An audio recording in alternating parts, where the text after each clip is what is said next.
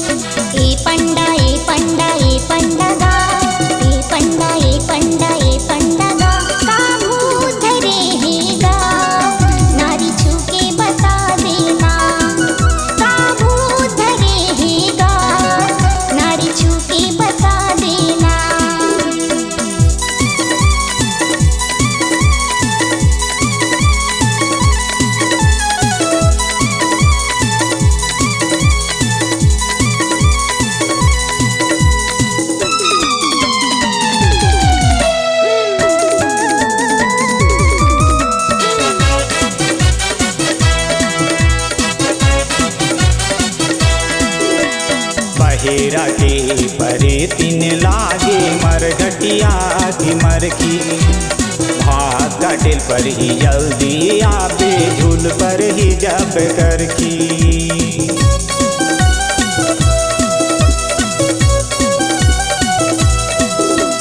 बहेरा के परे तीन लागे मरघटिया की मरखी कटेल पर ही जल्दी आबे झूल पर ही जब करखी।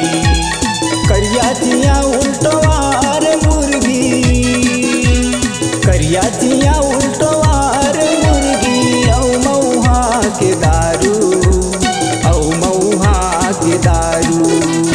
एतिया एतिया एतिया हो एतिया एतिया एतिया हो का भूत धरे है ओ नारी छू के बताऊं का भूत धरे है ओ नारी छू के बताऊं। ए पंडा ए पंडा ए पंडा गा ए पंडा ए पंडा ए पंडा गा का भूत धरे है गा नारी छू के बता देना का भूत धरे है गा नारी छू के बता देना का भूत धरे है ओ नारी छू के बताऊं का भूत धरे है गा नारी छू के बता देना।